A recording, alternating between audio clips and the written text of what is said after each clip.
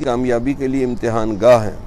مشائخ نے لکھا ہے جو بندہ جتنا زیادہ اللہ تعالیٰ سے راضی رہتا ہے اللہ تعالیٰ بھی اس بندے سے راضی رہتے ہیں۔ یہ جو میں نے کہا نا طالب علم کی آخری حد کیا ہے؟ تسلیم و رضا، ہر حال میں اللہ سے راضی رہنا۔ اللہ کے دل میں بھی سوچ نہ آئے کہ یہ کیوں وہ کیوں ہوا، بس جو ہوا ٹھیک ہوا، اتنا اللہ کی رضا پہ راضی رہے۔ وَرِضْوَانٌ مِّنَ اللَّهِ اکبر، اللہ کی رضا سب سے بڑی چیز ہے۔ یا ایتھا النفس المطمئنہ، اب 3 قسم کے نفس ہیں۔ نفس امارہ، وما ابرئ نفسی ان النفس لامارۃ بالسوء الا ما رحم ربی ان ربی غفور۔ حضرت یوسف علیہ السلام نے کہا کہ نفس امارہ کیا ہوتا ہے؟ برائی کا حکم۔ دوسرا نفس کیا ہوتا ہے؟ نفس لوامہ، لا اقسم بیوم القیامہ ولا اقسم بالنفس اللوامہ، نیکی کر لیں خوشی ہو اور گناہ کر لیں تو افسوس ہو، تو یہ نفس لوامہ۔ اور سب سے اعلیٰ قسم کا نفس کیا ہے؟ نفس مطمئنہ، کہ مشکل ہو، مصیبت ہو، آسانی ہو، ہر حال میں اللہ سے راضی رہے۔ یعنی آپ کے دل کی کیفیت ہو کہ ہر حال میں آپ اللہ سے راضی رہیں، اس کو نفس مطمئنہ کہتے ہیں، جو یہاں ہے۔ اے اطمینان والی روح، اے اطمینان والے نفس، ارجعی الی ربک، اپنے رب کی طرف واپس لوٹ۔ جو مشائخ، بزرگ اور اللہ سے راضی رہنے والے، ان کو آخری وقت یہ آوازیں آ رہی ہیں کہ اپنے رب کی طرف لوٹ۔ راضیۃ مرضیہ، راضیہ کہتے ہیں جو پہلے اللہ سے راضی ہو جائے، مرضیہ اللہ پھر اس سے راضی ہو جائے۔ یعنی جب بندہ ہر حال میں اللہ سے راضی رہتا ہے تو اللہ بھی اس سے راضی ہو جاتا ہے۔ جب آپ پہلے راضی نہیں ہوں گے تو اللہ الصمد کیسے راضی ہو آپ سے؟ یہ اس سے نفس مطمئنہ نصیب ہوتا ہے۔ یہ اشارہ کر دیا راضیۃ مرضیہ، پہلے تم راضی ہو کے دکھاؤ اللہ سے ہر حال میں، پھر اللہ آپ سے راضی ہوگا۔ اگر آپ راضی نہیں ہوتے اور چون چراں کرتے ہیں کہ یہ کیوں وہ کیوں، جی یہ مصیبت آ گئی وہ مصیبت آئی، اللہ کے حکم سے آئی ہے۔ فَادْخُلِي فِي عِبَادِي وَادْخُلِي جَنَّتِي، اب تم اللہ سے راضی ہو گئے تو میرے خاص بندوں میں داخل ہو جاؤ اور میری جنت میں داخل ہو جاؤ۔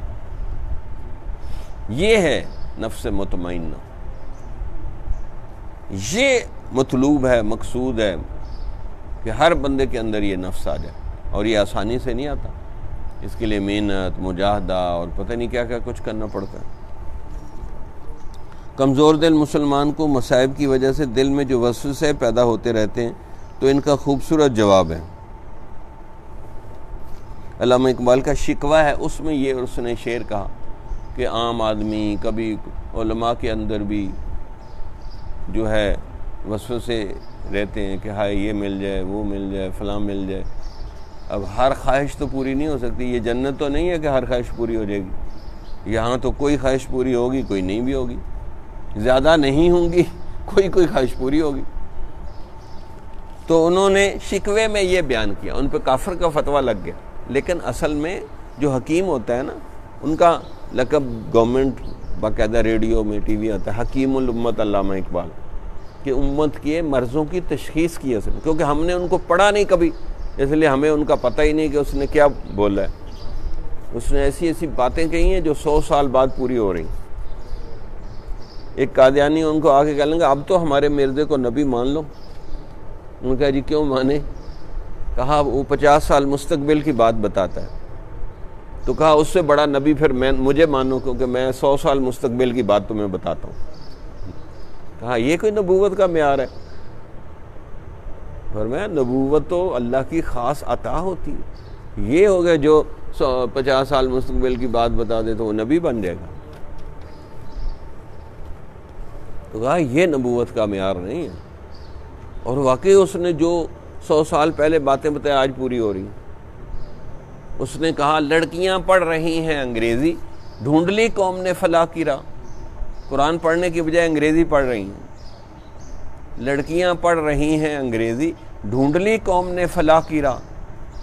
تنزن کہا ڈھونڈ لی قوم نے فلاح کی راہ، یہ ڈرامہ دکھائے گا کیا سین، پردہ اٹھنے کی منتظر ہے نگاہ۔ پردہ اٹھے گا تو ڈرامے کا پتہ چل جائے گا کہ بیچ میں سے کیا نکلا۔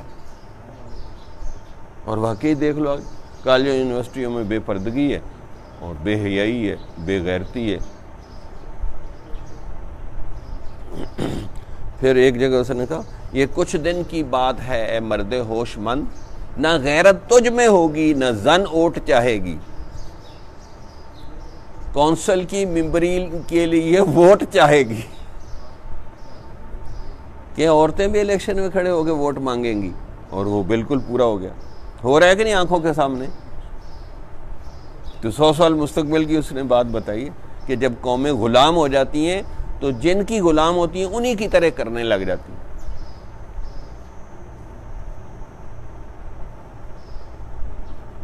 غلامی میں بدل جاتا ہے قوموں کا ضمیر، غلام رہ کے وہ سوچنے کی صلاحیتیں ختم ہو جاتی ہیں بندے کی۔ تو یہاں بھی انہوں نے شکوے میں کہا کافر کو تو ملے حور و قصور اور مسلمان کو فقط وعدہ حور، کہ کافروں کی عورتوں کی چمڑی گوری ہے، ان کو کہتے بھی گوریاں ہیں، لیکن ہمارے مشائخ عجیب بات کرتے، ہمارے دادا پیر غلام حبیب لندن میں گئے، کہا یہ گوریاں نہیں ہیں یہ گھوڑیاں ہیں، ان کو گھوڑیاں سمجھو، گوریاں نہ سمجھو ان کو۔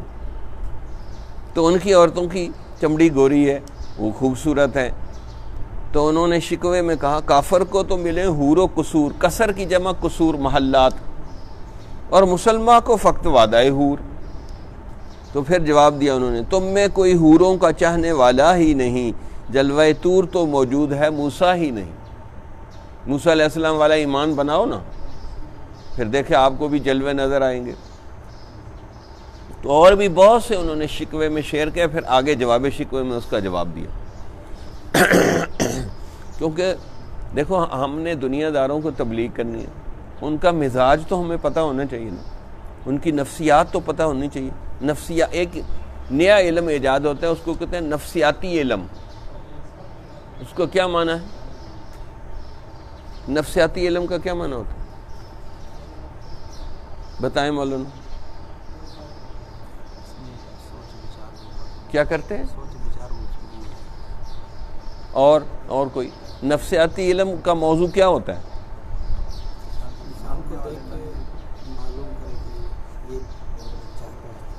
ہاں، یعنی اس کے سوچنے کے انداز کا، دماغ کا، اس کا پڑھنا، اس کے دماغ کو پڑھنا کہ اس کے سوچنے کا کیا انداز ہے، اس کو کہتے ہیں نفسیاتی علوم۔ ڈاکٹر ہیں، انجینئر ہیں، دنیا دار ہیں، عورتیں ہیں، بچے ہیں، طالب علم ہیں، علماء ہیں، ان کے سوچنے کا کیا انداز ہے۔ جب آپ کو پتہ ہوگا کہ ان لوگوں کے سوچنے کا یہ انداز ہے، یہ بندے یہ چیز سوچ رہے ہیں، تو آپ اس کا جواب دیں گے نا۔ اگر آپ کو پتہ ہی نہیں یہ کیا سوچ رہے ہیں، ان کے سوچنے کا انداز کیا ہے، ان کی تھنکنگ کیا سوچ رہے ہیں، یہ تو آپ کے الٹی کوئی بات کر دیں گے۔ تو یہ نفسیاتی علوم بہت ضروری ہوتی ہے تاکہ آپ کسی کو پڑھ لیں۔ اس لیے کہتے ہیں face is the index of mind, چہرہ اندر کا عکس ہوتا ہے، کہ جو اندر ہے نا وہ چہرے پہ محسوس ہوتا ہے۔ سیماہم، چہروں سے پتہ چل جاتا ہے بندے کو۔ تو اس کو کہتے ہیں نفسیاتی علوم، اس دور میں بہت ضروری ہے۔ جس کو ہم حکمت و دانائی کہتے ہیں نا، وہ لوگ اس کو نفسیاتی علوم کہتے ہیں۔ تو یہ عوام کی آپ کو پتہ ہونا چاہیے۔ جب تک آپ کو نفسیاتی علوم کا نہیں پتہ ہوگا تو آپ ان کو صحیح طریقے سے دعوت و تبلیغ ہی نہیں کر سکیں۔ اب مثلا کسی جگہ آپ کو کوئی کہے جی 5 منٹ آپ بیان کریں، آپ لمبا خطبہ پڑھیں 2 منٹ کا، تو 3 منٹ میں کیا بیان کریں گے؟ تو 3 منٹ میں 5 منٹ میں بیان آپ کو آنا چاہیے۔ اب اس وقت کیا کر سکتے ہیں؟ اس وقت رجوع اللہ کریں کہ یا اللہ مجھے اب کچھ نہیں آتا، اب تو ہی کروا جو کروانا، تیرا ہی دین ہے، تو ہی کروا، میں کچھ نہیں کر سکتا۔ ہینڈز اپ کر دے کہ یا اللہ مجھے اب کچھ نہیں آتا، وما توفیقی الا باللہ علیہ توکلت الیہ انیب۔ اس لیے ہم یہ دعا زیادہ پڑھتے ہیں، یہ حضرت شعیب علیہ السلام کی دعا۔ پھر اللہ تعالیٰ آپ کے دل میں ایسی 2-4 باتیں ڈال دے گا جس سے فائدہ ہوگا۔ یہ اس لیے کتابچہ لکھا ہے۔ اچھا اب بے سکونی کہ دیکھو جب کوئی بندہ اپنا علاج کرواتا ہے تو سب سے پہلے اس کی نبض دیکھ کے اس کی مرض پتہ چلاتے ہیں کہ اس کو کون سا مرض لگا ہوا. اور جدید طریقہ کیا ہے مرض ڈھونڈنے کا؟ جو ہسپتالوں میں ڈاکٹر ہیں وہ کیسے مرض دیکھتے ہیں؟ وہ تھرمامیٹر منہ میں رکھتے ہیں، اس کا بخار چیک کرتے ہیں، انہوں نے مشینیں ایجاد کی ہیں، پھر ایکس رے کھنچواتے ہیں. تو کس لیے ہوتا ہے یہ سب کچھ؟ کہ مرض کی تشخیص ہو جائے، مرض کا پتہ چل جائے. اسی طریقے سے جب آپ نے کسی کی پریشانی کا علاج کرنا ہے تو سب سے پہلے اس کا مرض ڈھونڈے. مرض کیا ہے؟ مولانا روم نے ایک حکایت لکھی ہے، ان کی مثنوی میں حکایات ہیں، کہانیاں ہیں. کسی بادشاہ نے نا کسی عورت سے زبردستی شادی کر لی. اب وہ اس کے ساتھ خوش نہیں تھی. بادشاہ نے بڑا کوشش کی، وہ نہیں خوش تھی. پھر ایک بڑے حاذق حکیم کو بلایا. اس نے دیکھا کہ اس کو جسمانی تو کوئی بیماری نہیں، نبض پہ ہاتھ رکھا. اب وہ بڑا سمجھدار تھا. اس نے کہا جوان عورت ہے، اپنے محلے میں رہتی ہوگی، کہیں اس کی آنکھ لڑ گئی ہوگی. اس نے جہاں کے محلے میں جو بڑے بڑے خوبصورت نوجوان تھے نا ان کے نام لکھ لیے اور اس کی نبض پہ ہاتھ رکھا. عبد الکریم، عبد الرحمن، عبد الحلیم، عبد الغفور. بس اس کی نبض تیز ہوگی. اس نے کہا یہاں پکڑی گئی ہے اس کی بیماری کہ بیوی آپ کی ہے، دل اس کا ادھر پھنسا ہوا ہے. تو اس نے مرض ڈھونڈ لیا. ایسے ہی ہوتا ہے کہ پہلے بندے کا مرض ڈھونڈنا ہوتا ہے پھر علاج ہوگا. اندھا دھند دوائی دیتے جائیں تو ایسے تھوڑی علاج ہوگا. اسی طرح آپ نے کسی کی پریشانی دور کرنی ہے، ٹینشن ہے، ڈپریشن ہے، آپ اس کو سٹڈی کریں گے، مطالعہ کریں گے کہ اس کا مرض کیا ہے. مرض پکڑیں گے تو پھر علاج ہوگا. تو اب یہ بے سکونی کی مرض وجوہات کیا ہوتی ہیں؟ پہلا بڑا دشمن جو انسان کو بے سکون رکھتا ہے وہ کیا ہے؟ کھلم کھلا دشمن کو پہچانو جو انسان کو بے سکون رکھتا ہے. انسان کے دشمنوں میں سب سے بڑا دشمن شیطان ہے، جو کہ مختلف ہیلے بہانوں سے انسان کو وساوس ڈالتا ہے. اچھا ہم شیطان کی مکاریاں بھول جاتے ہیں، وہ نہیں بھولتا. جیسے کہتے ہیں فل ٹائم جاب، ہر وقت اس کی ڈیوٹی ہے. خناس کس کو کہتے ہیں؟ جو چھپ چھپ کے وسوسے ڈالتا ہے. آپ بھول گئے، وہ پھر ڈال دیتا ہے، پھر ڈال دیتا ہے، پھر ڈال دیتا ہے.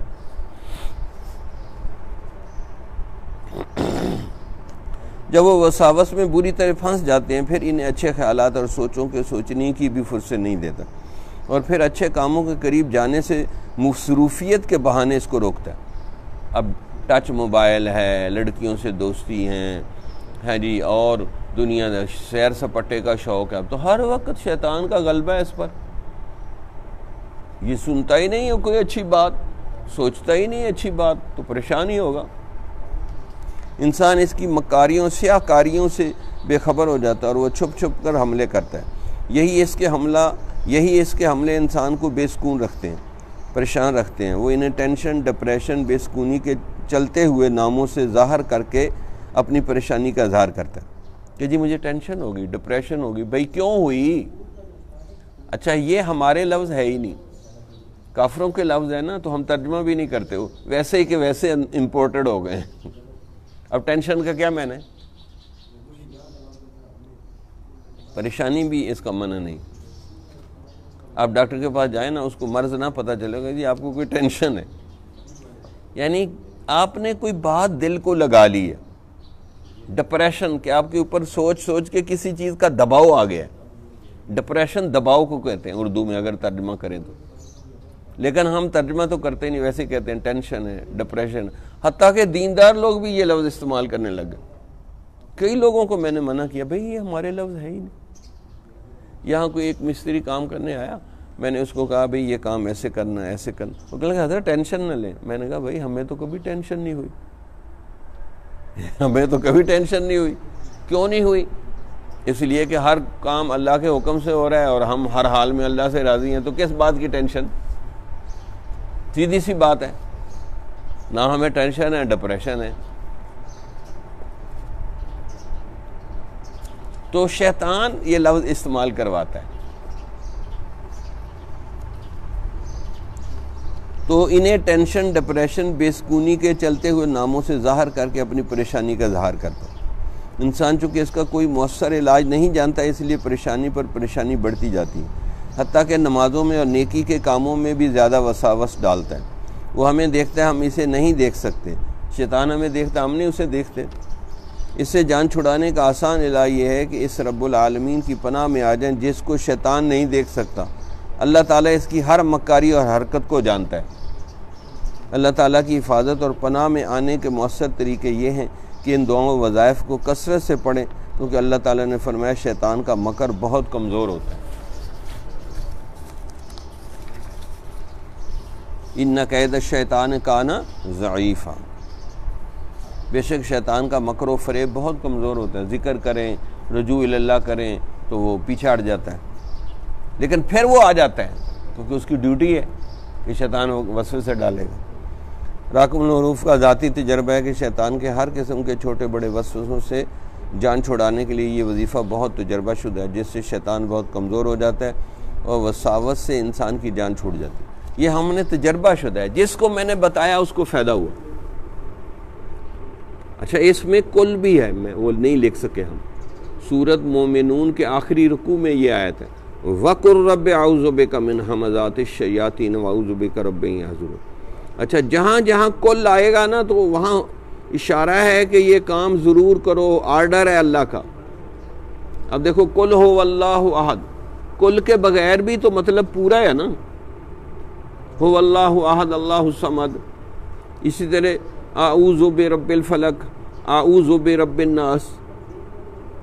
کل کا ساتھ کوئی اس کے ربط نہیں ہے، وہ علیحدہ اللہ نے حکم دیا کہ اس کو پڑھو پڑھو پڑھو، 3 سورتیں ضرور پڑھو. لیکن ہم وہ سمجھتے ہی نہیں ہیں. کل اشارہ، قرآن میں اشارات ہیں، یاد رکھیں.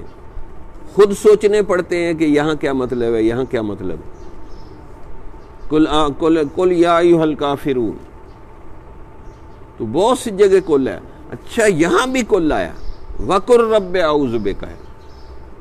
کہو یہ دعا پڑھو، شیطان سے جان چھوٹ جائے گی، لیکن کثرت سے پڑھنا پڑے گا. وَقُلْ رَبِّ أَعُوذُ بِكَ مِنْ ہَمَزَاتِ الشَّيَاطِينِ، شیطانی کا شیاطین کہا، جمع کا لفظ ہے. وَأَعُوذُ بِكَ، اور میں اے رب أَن يَحْضُرُونِ، کہ وہ میرے قریب بھی نہ آئے، دفعہ دور رہے. تو 2 پناہیں، کہ ایک تو یہ کہ میں شیطانوں کے وسوسوں سے تیری پناہ مانگتا ہوں کہ وسوسے بھی نہ آئیں، اور دوسرا یہ کہ وہ میرے قریب ہی نہ آئے، وسوسہ ہی نہ مجھے ڈالے. اب یہ بڑی مجرب ہے، تجربہ شدہ ہے، اس کو پابندی سے پڑھیں. ہم نے تو اپنے شیطان کو کہا ہے جتنے چاہے وسوسے ڈال، ہم بھی فائر کر دیں گے تمہارے اوپر. یہ دعا پڑھیں گے بس. اور جب ہم یہ دعا پڑھتے ہیں ایسا لگتا ہے کہ وہ اس کی ہوا نکل رہی ہے اور وہ بھاگ رہا ہے. واقعی محسوس ہوتا ہے کہ یہ شیطان بھاگ رہا ہے. آخر اللہ کے الفاظ ہیں، اللہ کی سکھائی ہوئی دعا ہے، یہ کوئی چھوٹی بات ہے. تو اس لیے اتنا پکا یقین ہونا چاہیے بندے. اب جتنے نماز کے وسوسے ہیں اور وسوسے ہیں، آپ اس کو تجربہ کر کے دیکھیں. روز 40 دفعہ صبح شام پڑھ لیں، یا جب کوئی وسوسہ بار بار آ رہا ہے اس کو پڑھیں تو وہ وسوسہ جان چھوڑ دے گا. اچھا، پھر اس میں یہ بھی ہے، ایک شیطان کا وسوسہ ہوتا ہے، ایک نفس کا وسوسہ ہوتا ہے. ان دونوں میں بھی فرق ہے. جو شیطان کا وسوسہ ہوگا نا، وہ وسوسہ ڈالے گا. آپ کوئی ذکر کریں، اعوذ باللہ پڑھیں تو پھر پیچھے ہٹ جائے گا. وہ وسوسے کو بدل دے گا، ایک دوسرا تیسرا بدلتا رہے گا. لیکن جو نفس کا وسوسہ ہوگا وہ نہیں بدلے گا، وہ وہی آئے گا بار بار. بس آپ غصے میں آ گئے، اب اعوذ باللہ پڑھو، بسم اللہ پڑھو، غصہ کم نہیں ہوگا، پھر اور غصہ چڑھے گا، گالیاں دینے لگ جائیں گے. او لڑائی، دیکھا نہیں غصے میں بندہ قابو آتا ہے. اب یہ نفس کا ہے. اسی طرح شہوت کا خیال آ جائے کہ ہائے میری شادی ہونی چاہیے، شادی ہونی چاہیے، ادھر کہہ رہا ہے ادھر کہہ رہا ہے، لڑکی مل نہیں رہی، اب یہ پریشان ہے. اب جتنا مرضی اعوذ باللہ پڑھ لیں، شادی والا وسوسہ دور نہیں ہوگا، کیونکہ وہ نفس کی طرف سے آ رہا ہے. تو اسی لیے فرمایا کہ ان قید الشیطان کان ضعیفا، اور جب نفس کے وسوسے کو کہا ان قید کن عظیم، بے شک انسان کی اور بے شک تمہارا مکر سب سے بڑا مکر ہے، جب یہ انسان کے لیے، تو انسان کے مکر کو اللہ نے عظیم کہا اور شیطان کے مکر کو ضعیف کہا، یعنی نفس کا مکر عظیم ہے اور شیطان کا مکر ضعیف ہے۔ یہ بھی آیت ہے وہ بھی آیت ہے، ان کیدکن عظیم، سورہ یوسف میں، کہ تم عورتوں کا مکر بہت بڑا مکر ہوتا ہے۔ حدیث میں آتا ہے آدھی عقل ہے عورتوں کی، آدھا دین ہے، لیکن اس کے باوجود بڑے سے بڑے مرد پر حاوی ہو جاتی۔ اسمبلی میں دیکھیں نا عورتوں کی کیسے باغ و بہار ہے، اپنی مکاری کر رہی۔ کیوں؟ ان کو ایک تو ان کے اندر حسن ہوتا ہے، وہ مرد حسن میں گرفتار ہو جاتے ہیں، دوسرا لوچ دے کے بولتی ہیں، ناز نخرے سے بولتی ہیں، اس سے بندہ گرفتار ہو جاتا ہے، تیسرا شہوات خواہشات ان سے پوری ہوتی ہیں، پھر بندہ گرفتار ہو جاتا ہے۔ اس لیے یہودی جب کوئی وار نہ چلے تو عورت کا وار کرواتے ہیں بندے پر، اور عورت کا وار بس نشانے پہ بیٹھتا ہے جا کے۔ اس لیے اللہ نے فرمایا ان کیدکن عظیم، بے شک تم عورتوں کا مکر بہت بڑا مکر ہوتا ہے۔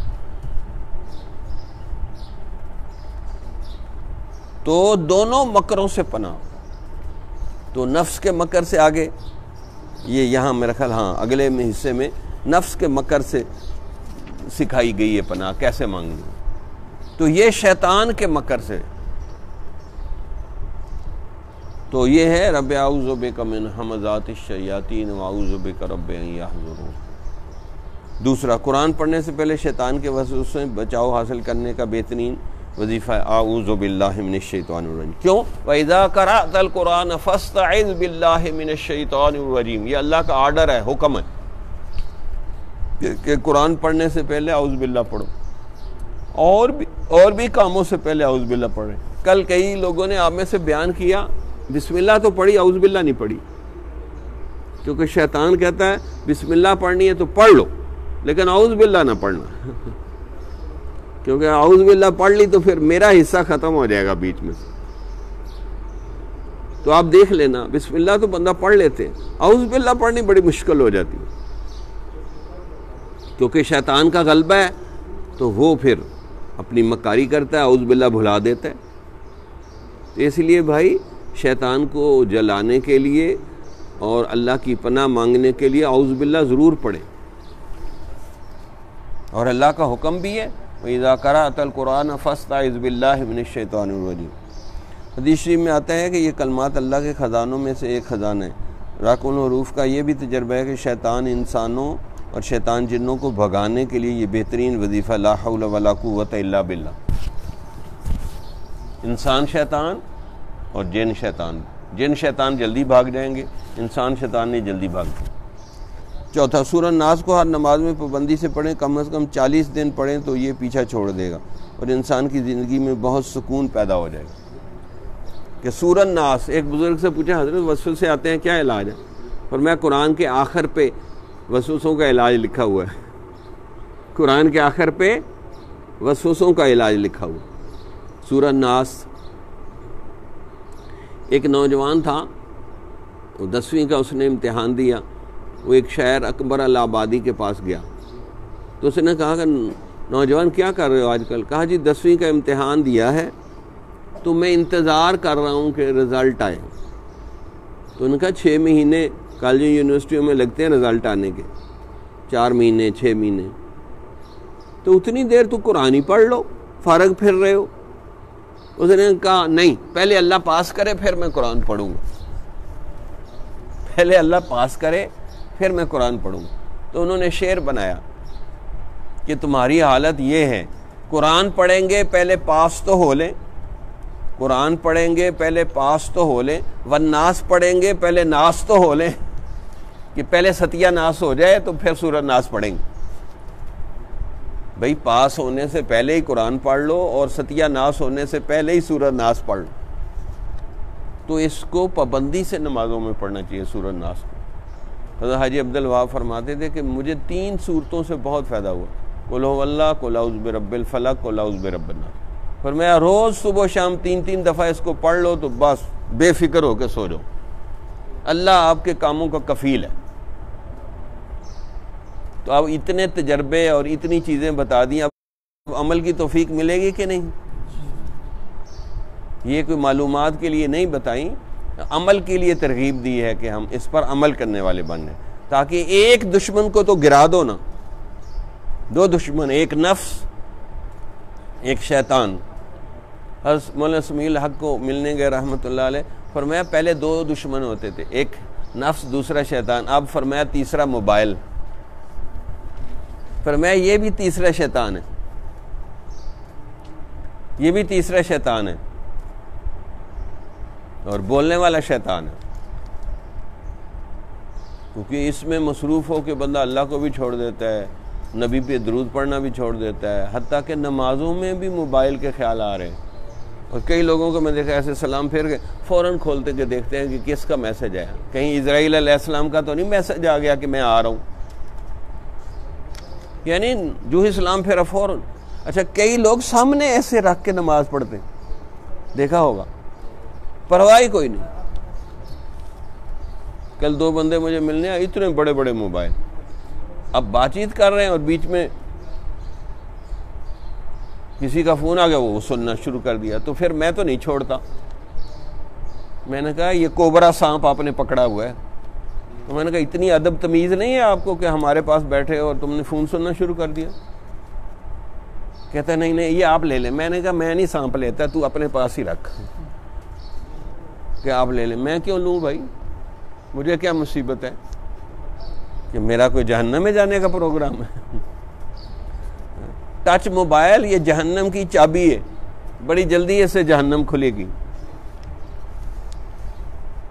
تو آج کل تو مولویوں کے پاس بھی اتنے بڑے بڑے. مجھے ایک بندہ کہنے لگا، عالم تھا، کہا آپ کو پتا ہے آج کل بڑا مولوی کی کیا نشانی ہے؟ میں نے کہا مجھے تو نہیں پتا. کہا پہلے تو جس کے پاس زیادہ علم ہوتا تھا بڑا تھا، آج کل جس کے پاس زیادہ بڑا موبائل ہے وہ زیادہ بڑا مولوی ہے. میں نے کہا بھائی مجھے تو نہیں پتا، یہ آپ کا ہی تجربہ ہے. کہتے علم عمل اخلاص ہوتا تھا تو ہم کہتے بڑے علامہ ہیں، بڑے پہنچے ہوئے. اب بیان کر رہے ہیں اور موبائل دیکھ رہے ہیں. دیکھا آپ نے کبھی؟ یعنی بیان کر رہے ہیں اور موبائل میں میسج بھی دیکھ رہے ہیں. عجیب، کیا اس کی نورانیت ہوگی بیان کی؟ کیا بیان کی نورانیت ہوگی؟ تو موبائل فوبیا ہو گیا. تو یہ شیطان ہے، یہ دونوں شیطان ہیں. اس لیے فرمایا لوگوں سے رابطہ توڑو، اللہ سے رابطہ تب جڑے گا. ایک وہ شیطان ہے، ایک یہ شیطان آ گیا. اس کی وجہ سے بندہ غیر ضروری مصروفیات میں پھنس گیا. یعنی کوئی ضرورت نہیں ہوتی، خواہ خواہ کے میسج آ رہے ہیں، میسج آ رہے ہیں، میسج آ رہے ہیں. اچھا مجھے کئی دفعہ نا کسی نے ایک دم 10 میسج کر دیے، وہی ایک میسج وہ. تو میں نے کہا مجھے 10 میسج کیوں کیے؟ ایک ہی مٹیریل ہے. کہنے کہا جی پیکج تھا. تو میں نے کہا پیکج تیرے لیے یا میرے لیے مصیبت بنا دی تو نے پیکج؟ میں نے کہا میرا 1 منٹ 1 کروڑ روپے کا ہے، 10 میسج پڑھتے ہوئے میرے 3 منٹ لگ گئے، 3 کروڑ کا وقت لگ گیا. آئندہ سے مت بھیجنا 10 میسج مجھے، ورنہ میں تیرے سارے میسج ڈیلیٹ کر دوں گا. اتنی میں نے اس کو ڈانٹ پلائی. میں نے کہا تیرا فری کا میسج ہے اور میرے لیے مصیبت بن گئی کہ جی. میں نے کہا آئندہ کوئی مجھے 1 دفعہ سے زیادہ میسج نہیں بھیج سکتا. جو بھیجے گا اس کی خیر نہیں، میں اس کی ٹھیک ٹھاک کلاس لیتا ہوں. بھئی ہمارا اتنا قیمتی وقت ہے کہ ہم نے کچھ لکھنا ہے، پڑھنا ہے، کلاس لینی ہے. یہ تمہارے میسج ہی پڑھتے رہیں بیٹھ کے. اس لیے جب مجھے نیند آ رہی ہو یا میں تھکا ہوا ہوں، میں اس وقت میسج پڑھتا ہوں، نیند کے اندر ہی. بس ٹھیک ہے، چلتے جائیں چلتے جائیں. ہم اپنا قیمتی اور بہترین ٹائم میسج پڑھنے پہ خرچ کر دیں. کیوں کریں بھائی؟ ہم نے تو مرنا ہے، قبر میں جانا، اللہ کو حساب دینا ہے. لیکن یہ ہماری سوچ ہی نہیں. بس کھول لیا تو مست ہو گئے. جیسے کوئی نشہ نہیں پی لیتا، موبائل والوں کو بھی نشہ ہو جاتا ہے. ایک میسج پڑھ رہے ہیں، دوسرا پڑھ رہے ہیں، کبھی وہ ادھر سے فون آ گیا، بس. یہ میں کہہ رہا ہوں شیطان سے بڑا شیطان. وہ تو صرف وسوسے ڈالتا ہے نا. یہ تو ہاتھ میں پکڑ کے زیارت بھی ہو رہی ہے اور سب کچھ ہو رہا ہے. یہ بندے کے ایمان کا بیڑا کرتا ہے. یاد رکھیں، موبائل کا زیادہ استعمال بندے کے ایمان کا بیڑا غرق کر دیتا. 24 گھنٹے میں صرف 1 گھنٹہ استعمال کریں، بہت زیادہ کرنا ہے. لیکن طالب علموں کو اس کی ضرورت نہیں ہے. قریب آ کے بیٹھ جائیں. پیرانے پیر صاحب آ جاتے ہو اتنے عرصے بعد.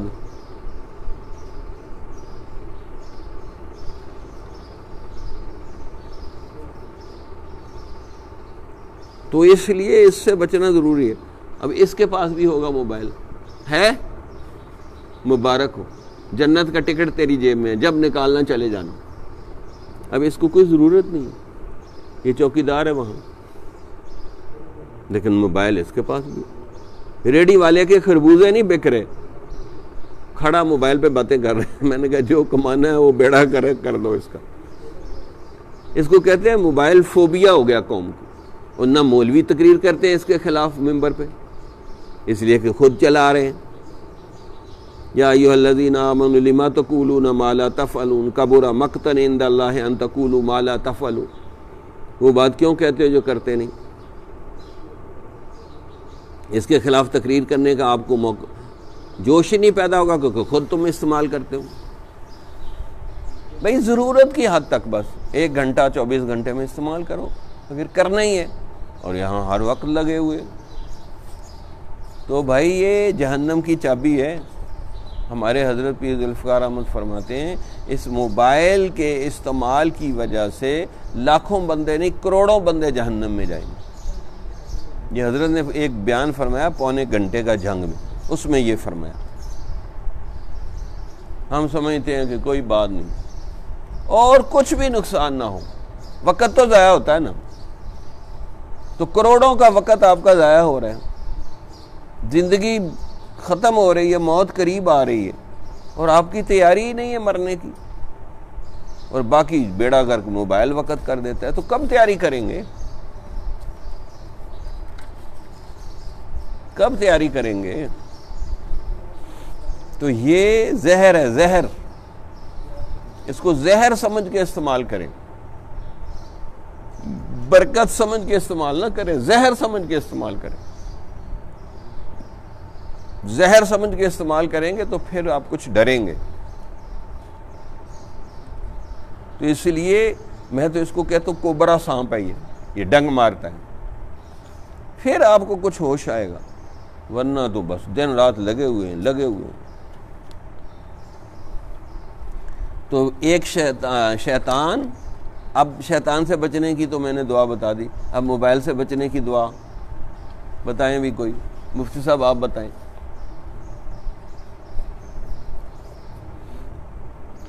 موبائل سے بچنے کی دعا، یہ بھی تو شیطان ہے نا. تو اس کے لیے بھی شیطان والی دعا پڑھ لیں، رب اعوذ بک من ہمزات الشیاطین واعوذ بک رب ان یحضرون. کیونکہ اس کے پڑھنے کے بعد بھی تو وسوسے ہی آتے ہیں بندے. اس کے لیے بھی یہی دعا پڑھیں.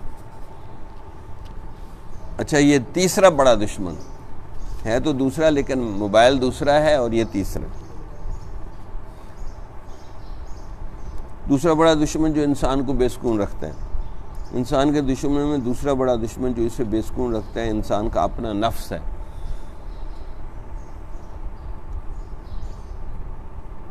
جو کہ شیطان سے بھی بڑا دشمن ہے، کیونکہ اس کے مکر اور چالیں شیطان سے بھی زیادہ ہیں، اس لیے کہ وہ اپنی مکاریوں کو مختلف ہیلوں بہانوں اور ضرورتوں کے بہروپ میں سامنے لاتا ہے. جیسے بہروپیے ہوتے ہیں نا، جسے انسان سمجھتا ہے کہ یہ میرے ضروری کام ہے اور میری مصروفیات بہت ضروری ہیں، میں ان کو کبھی نہیں چھوڑ سکتا. اگر ان کو چھوڑ، ایک داڑھی منڈا تھا، وہ بڑی تبلیغ کی باتیں کرتا کہنے لگے یار لوگ مجھے باتیں سن کے ہنستے ہیں، پتہ نہیں کیا وجہ ہے۔ میں نے کہا تیرے پاس تبلیغ کا لائسنس نہیں ہے اس لیے ہنستے ہیں، کہ تیرے اپنے چہرے پہ تو اسلام ہے نہیں، تو ملک میں کیسے اسلام نافذ کرے گا؟ چہرہ تو اسلام والا بنا نا، تو اس کو سمجھانے کے لیے پرائیویٹ معاملہ ہے، آپ کیوں مجھے کیسا لفظ بولنا چاہیے جس سے اس کو بھی مزہ آئے تو کہنے والے کو بھی مزہ آئے۔ تو میں نے کہا جی آپ کے پاس تبلیغ کا لائسنس نہیں ہے، بندوق کا لائسنس ہے، تبلیغ کا لائسنس نہیں ہے۔ تو میں نے کہا یہ داڑھی تبلیغ کا لائسنس ہے، اگر داڑھی والا جو مرضی تبلیغ کرے اس کو کوئی کچھ نہیں کہتا، لیکن اگر داڑھی منڈا کرے گا تو اس کو کچھ نہ کچھ لوگ کہیں گے کہ جی آپ خود بھی تو کچھ کریں نا۔ تو میں نے کہا کہ اس بندے کو کہا کہ جو ہے نا آپ تبلیغ کا لائسنس بناؤ، تو کتنی اچھی باتیں کر رہا ہے، واقعی اثر ہو رہا تھا اس کی باتوں کا۔ پھر میں نے کہا کہ چلے 4 مہینے کا ارادہ کر لو۔ کہنے کا نہیں ارادہ کروں گا تو پورا کرنا پڑے گا۔ میں نے کہا یار نیت کرنے میں تو کوئی حرج نہیں۔ میں نے کہا شیطان ایسا مکار ہے نیت بھی نہیں کرنے دیتا، کہ نیت کر لی تو کیا پتہ اللہ پوری کر دے۔ میں نے کہا یہ مکر ہے شیطان کا، نفس کا، کہ بندے کو نیت بھی نہیں کرنے دیتا۔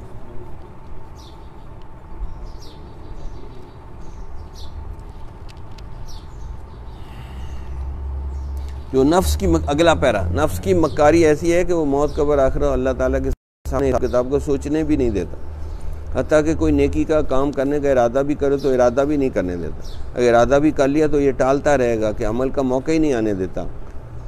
اس کے مقابلے میں دنیا کے چھوٹے چھوٹے کاموں کو نفس اتنا اہم کر کے پیش کرتا ہے کہ 5 وقت نماز سے بھی اہم بنا دیتا۔ او جی مہمان آ گئے نماز چھوڑ دی، او جی میں سفر پہ جا رہا ہوں، او جی ٹیلی فون آ گیا۔ بھائی نماز سے کیا زیادہ کوئی اور ضروری چیز ہے؟ اب دنیا کے چھوٹے چھوٹے کاموں کے پیچھے نماز چھوڑ دی۔ نفس آخرت کے کاموں کے اتنا آگے پیچھے کروا دیتا ہے حتیٰ کہ موت کا فرشتہ سر پہ پہنچ جاتا ہے، مگر انسان کا نفس اسے سنجیدہ ہی نہیں ہونے دیتا اور مختلف قسم کی خواہشات میں پھنسا کر بے سکون رکھتا ہے۔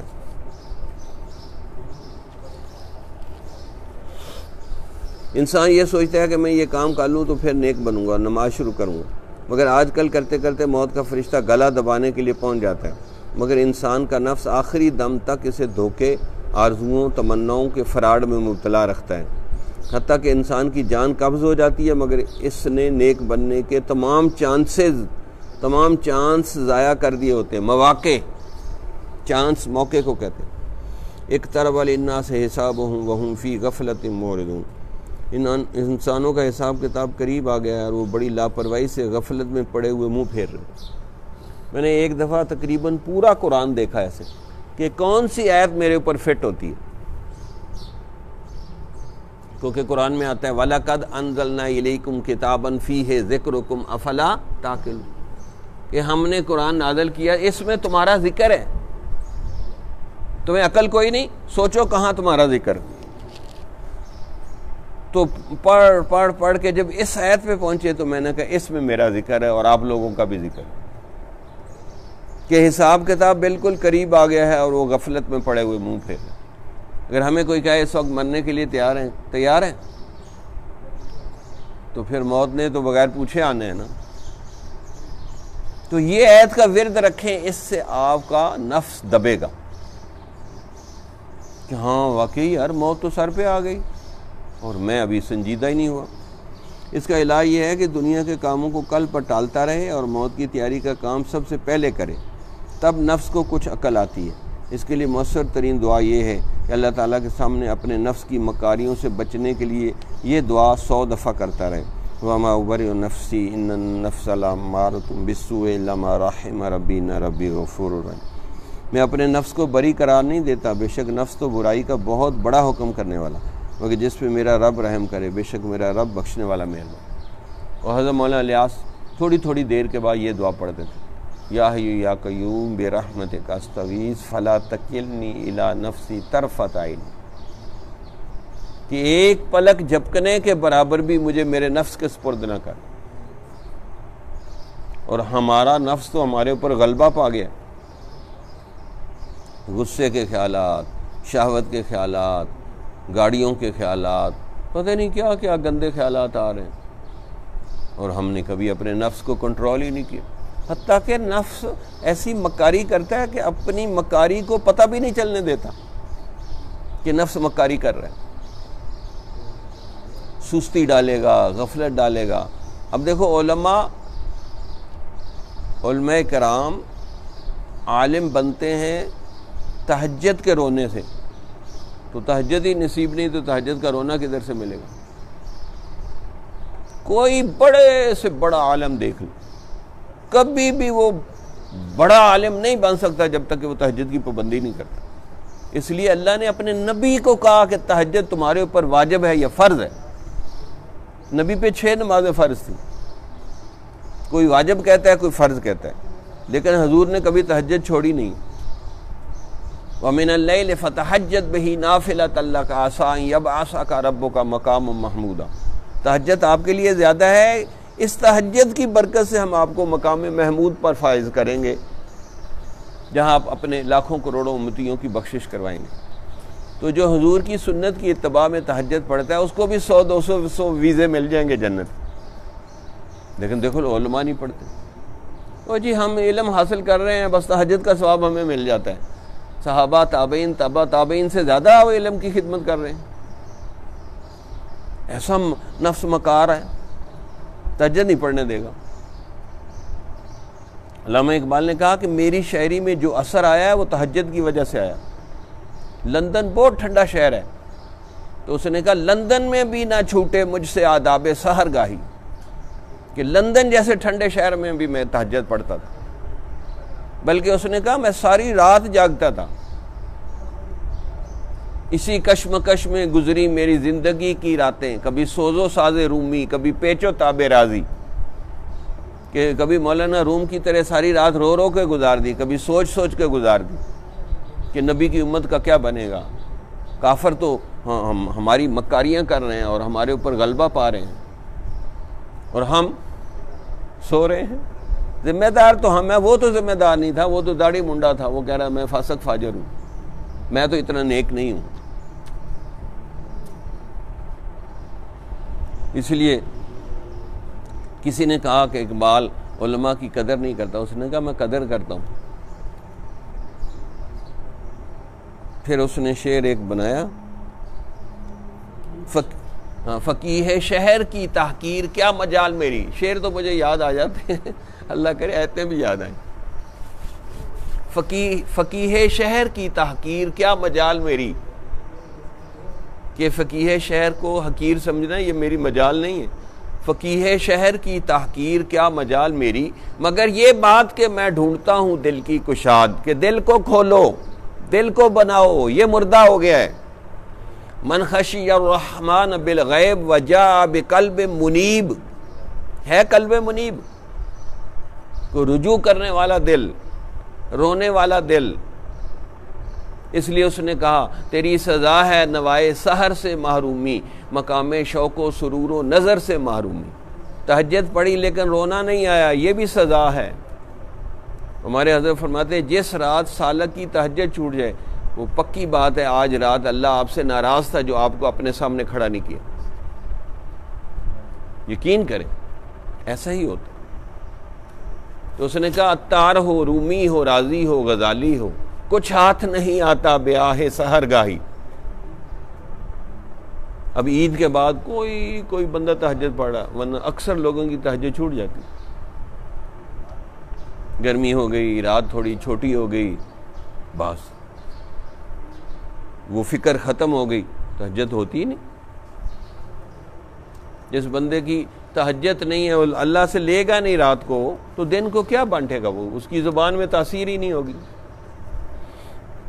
تہجد کی نماز سے زبان میں تاثیر پیدا ہوتی۔ قرآن کی آیت کیا ہے؟ سورہ مزمل شروع کی صورتیں ہیں، اِنَّ نَاشِئَةَ اللَّيْلِ هِیَ أَشَدُّ وَطْئًا وَأَقْوَمُ قِیلًا، بے شک رات کا اٹھنا نفس کو رونتا ہے اور بات بھی پرتاثیر نکلتی ہے، بات بھی پرتاثیر نکلتی۔ تم لوگ سو جاؤ،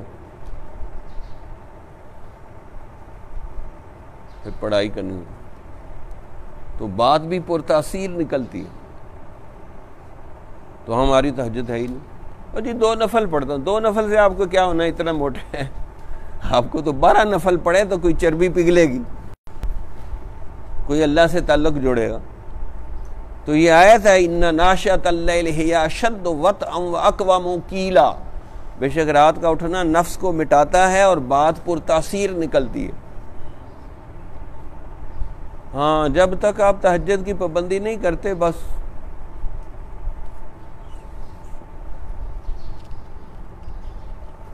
بات بنے گی نہیں. تہجد کی پابندی ہوگی تو بات بنے گی. کیسے وہ شعر کے زندگی یوں ہی برباد ہوتی ہے, صبح ہوتی ہے شام ہوتی ہے, زندگی یوں ہی برباد ہوتی ہے. تو تہجد کے بغیر تو زندگی برباد ہو جاتی. یہ افضل ترین نمازوں میں سے ہے, یہ اظہار محبت والی نماز ہے. اب دیکھ لو کتنے علماء طلباء پڑھتے ہیں, کیا اس کا فیض پھیلے گا, کیا اس کو دین کی خدمت کا موقع ملے گا؟ تہجد ہی نہیں. حالانکہ شروع میں تقریباً 1 سال تک صحابہ پر بھی یہ فرض رہی, بعد میں اللہ نے پھر ریلیکس دے دی. تو جب تہجد کی پابندی نہیں کرتے, صم بکم عمی فہم لا یعقلون, اندھے بہرے گونگے, عقل کوئی نہیں, یہی حال ہوگا ہمارا. تہجد کی پابندی کریں. اچھا اگر چھوٹ جائے تو اشراق میں 12 نفل پڑھیں, 1000 دفعہ استغفار کریں, دوسرے دن بالکل نفس سیدھا ہو کے تہجد میں کھڑا ہوگا. اس کو چھٹی نہ دیں. ہمارے حضرت فرماتے ہیں آپ اپنے نفس کو پالنے میں مصروف ہیں اور نفس آپ کو جہنم میں دھکا دینے میں مصروف ہے. نبی یہ کہہ رہے ہیں وما ابرئ نفسی ان النفس لامارۃ بالسوء الا ما رحم ربی ان ربی غفور رحیم. تو میرے دوستو ضروری ہے کہ ہم اس دعا کو بھی یاد کریں اور پڑھیں. اللہ سے دعا ہے کہ اللہ ہمیں نفس کی, شیطان کی اور موبائل کی مکاریوں سے بچائے اور ہمیں سچا اور سچا مومن بنا. وآخر دعوانا ان الحمدللہ رب العالمین. چلیں جی بند کریں اس کو. ہماری باری تو ختم ہو گئی, اب آپ کی باری آ گئی. چلیں جی ادھر سے دائیں طرف سے شروع کر لیں. ہماری زبانوں میں تاثیر کیوں نہیں؟ اچانک موضوع دیں گے تو سوچنا ہوگا آپ نے اس کو کہ اس سے آپ کو دعوت دینا آئے گا. ہماری زبانوں میں تاثیر کیوں نہیں ہے؟ 2 جواب ہیں, بند کر دو.